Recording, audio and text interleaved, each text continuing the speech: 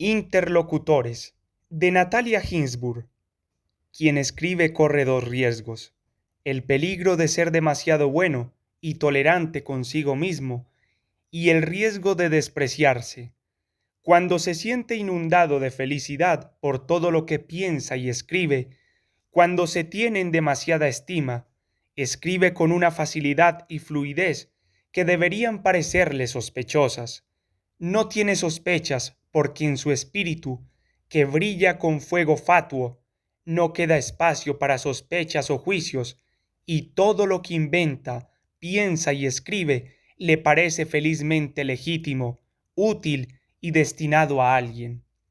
Cuando por el contrario empieza a despreciarse, tira por tierra de inmediato los pensamientos propios, los derriba de un tiro en cuanto se levantan y respiran, y se encuentra con que acumula a su alrededor de manera compulsiva cadáveres de pensamientos, engorrosos e inoportunos, como pájaros muertos. O bien se siente lleno de desprecio por sí mismo, pero también de alguna oscura esperanza, y escribe y reescribe la misma frase desde el principio en un folio infinitas veces, con la absoluta confianza que de aquella frase fija broten de repente, por milagro, vitalidad y reflexión. Por eso quien escribe siente con fuerza la necesidad de tener interlocutores, es decir, de tener 3 o 4 personas en el mundo a las que mostrar lo que escribe y piensa para después hablar sobre ello. No necesita muchas, le bastan 3 o 4. El público es, para quien escribe, una proliferación y una proyección de estas 3 o 4 personas en lo desconocido y en lo infinito. Estas personas ayudan al escritor a no sentir por sí mismo una simpatía ciega e indiscriminada, o a no sentir por sí mismo un desprecio mortal. Lo ayudan a defenderse de la sensación de desvariar o delirar en soledad.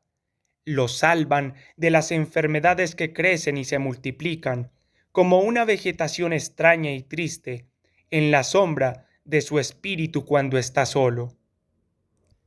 La elección de los interlocutores es bastante extraña, y quien escribe no ve entre ellos semejanza alguna. Parecen cogidos de forma azarosa y desordenada entre las personas que hay a su alrededor. La elección no obedece ni al afecto, ni a la amistad, ni a la admiración. O mejor dicho, el afecto, la amistad y la admiración son necesarios, pero no suficientes.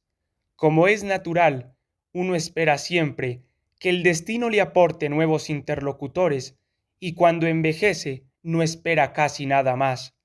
Mis interlocutores son, en el momento presente, tal vez 4. Mi amigo C, 2 amigas mías, L y A, y mi hijo mayor. Entre las personas que veo a menudo, hay algunas a las que me gustaría usar como interlocutores, pero como a veces he temido importunarlos, o me ha dado la sensación de que no tenían demasiadas ganas de leer lo que había escrito, he decidido perderlas como interlocutores. Es imprescindible que los interlocutores no nos rechacen jamás.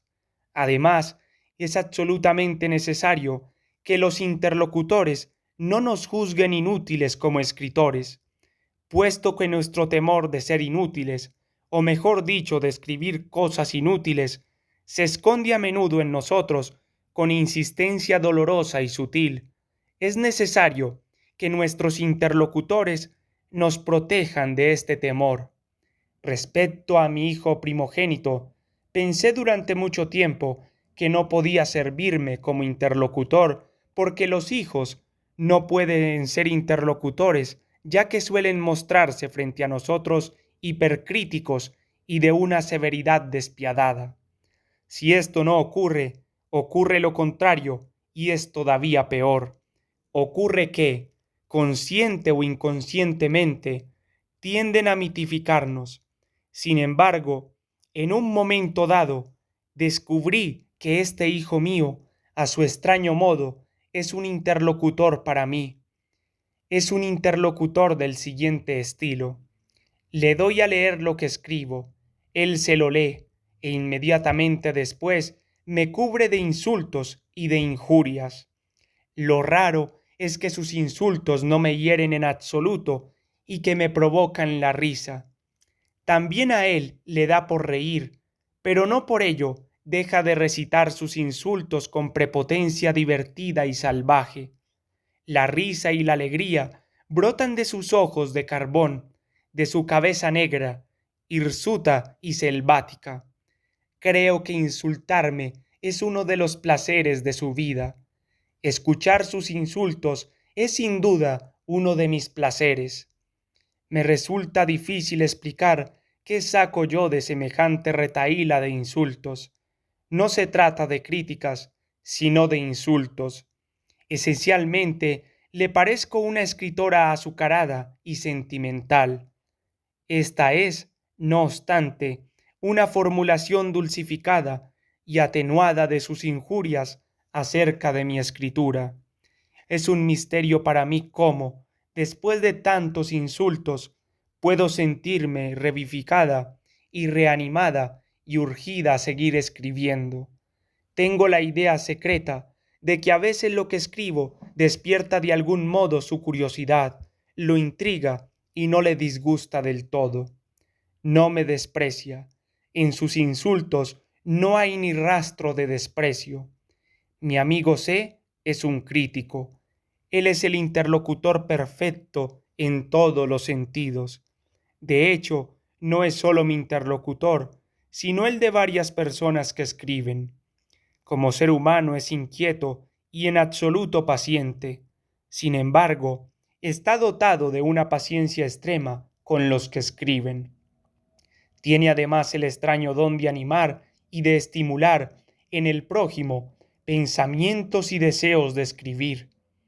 Diré que, quizá, basta con verlo entrar en una sala para ponerse a escribir. Uno tiene siempre la sensación de que, en cuanto haya salido por la puerta, nos olvidará de inmediato para dedicar su atención a otras personas y escritos con los que se encontrará. Pero no importa. De alguna forma, permanece fiel a los amigos porque, después de largas ausencias, reanuda el diálogo como si jamás se hubiera interrumpido. Ni a mi amigo C, ni a mi hijo, puedo darles a leer mis obras de teatro. Mi hijo suele darme juicios tan negativos que, si lo escuchara, rompería todas mis obras en pedacitos. Con mis obras teatrales no emplea su sarta de insultos, las despacha con 2 palabras, ríe y menea su cabeza negra erizada. Dice que, en general, son obras como para dormirse de pie. Por lo demás, dice que a él no le gusta el teatro y que, cuando va al teatro, lo ataca el aburrimiento como una sensación de comezón y de sudor. A veces ha ido, porque yo se lo he pedido y por pura bondad, a ver la representación de alguna de mis obras y después me ha dicho que se había pasado el rato sudando. Por lo que respecta a mi amigo Sed, le he dado a veces mis obras ligeras, él se las ha llevado a casa y las ha perdido todas sin excepción. Nunca he sabido demasiado bien si las ha perdido antes o después de leerlas. Sea como fuere, nunca me ha dado una auténtica opinión y está claro que o bien no le inspiraban curiosidad o bien no le gustaban. Mi único interlocutor para mis obras teatrales es mi amiga A. Me ha dado siempre opiniones que me han resultado útiles. Sus juicios me han mostrado que había leído con atención. La atención es un don precioso y no se encuentra demasiado a menudo.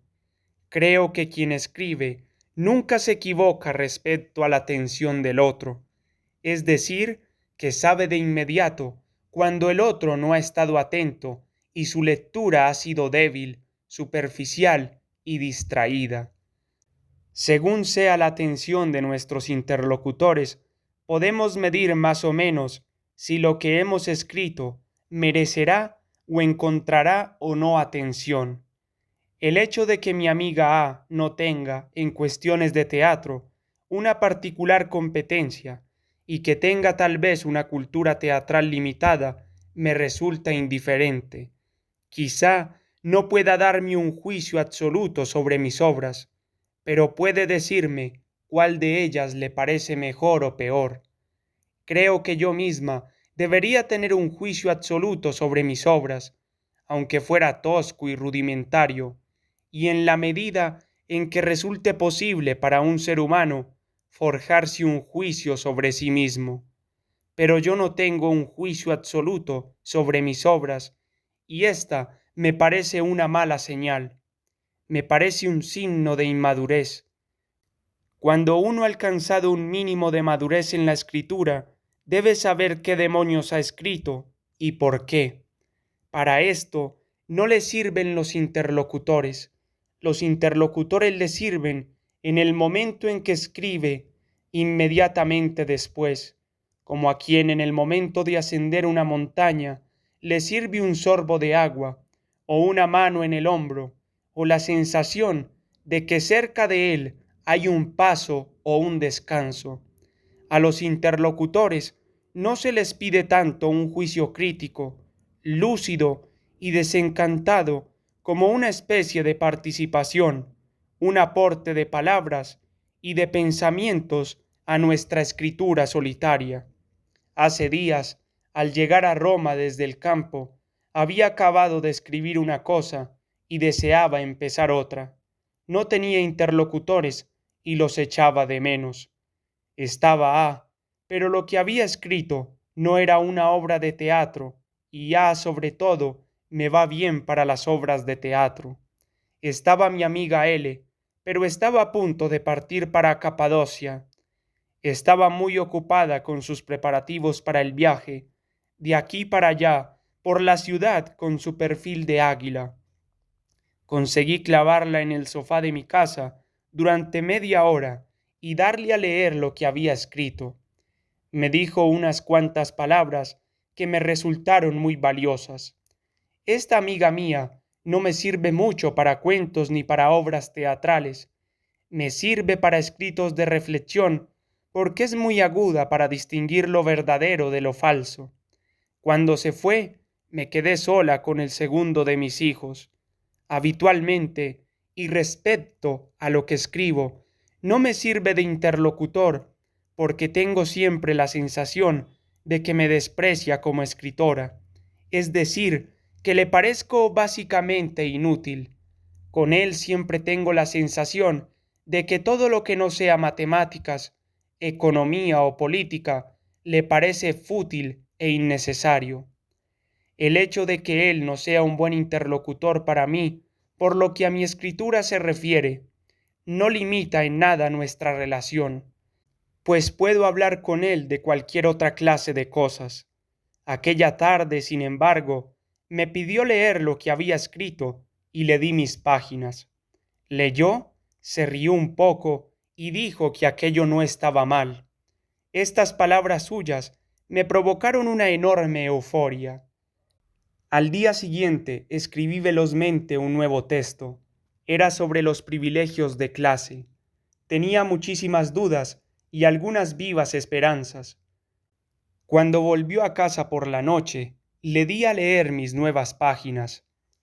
Él nunca me ha cubierto de insultos, como mi otro hijo, sino que suele ser reservado y cauto al emitir sus opiniones sobre mi escritura, y a la vez está muy atento para no herirme.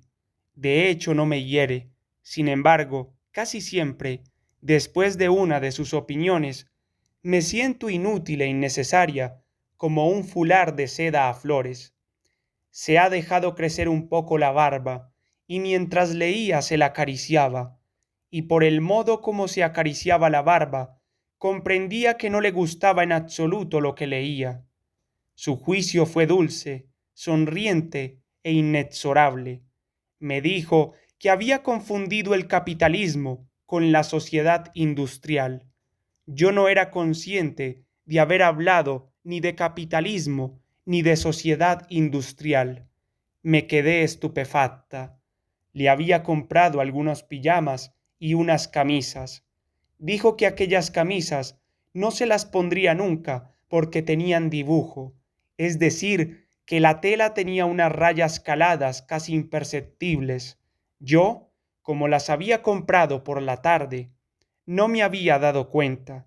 Tampoco le gustaban los pijamas, porque uno era rosa y el otro verde, y a él solo le gusta el azul.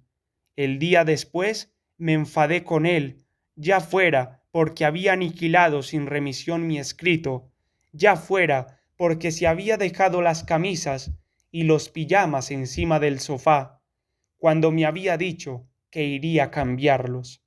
Pensaba que, como se vestía de un modo tan descuidado, era difícil imaginar que tuviera algo contra las camisas con dibujo o que distinguiera unos tejidos de otros. Pensaba que su enemistad con las camisas con dibujo probablemente debía de nacer de que las consideraba frívolas. Pensaba que sobre la frivolidad y la seriedad, no sólo respecto a la lencería y a la ropa, sino en general, tenía ideas equivocadas. Sin embargo, mientras observaba uno de los pijamas que le había comprado, el rosa, descubrí en efecto que era de un rosa vino bastante horrible. Releí mi escrito y me pareció repulsivo. Desprendía un aroma dulzón. Me despreciaba de un modo tan total y profundo que me parecía que jamás volvería a escribir. Había roto mis relaciones con el mundo y me encontraba en un camino obstruido por tantos obstáculos que no sabía cómo caminar. Cuando mi hijo volvió a casa, le dije que tenía razón. Le mostré mi escrito doblado en cuatro y sujeto con una goma. Había decidido dejarlo, guardarlo en el fondo de un cajón. Él había vuelto temprano para salir de nuevo y cambiar el pijama rosa. No se había olvidado de los pijamas. Salió y volvió poco después con un pijama azul. Le estaba agradecida por no haberme permitido atribuir importancia a aquel escrito mío y por haberme de algún modo ordenado, con maneras dulces, que lo olvidara. Ahora, lentamente y con esfuerzo, debí apartar de mi camino montones de pensamientos muertos. Agosto de 1970.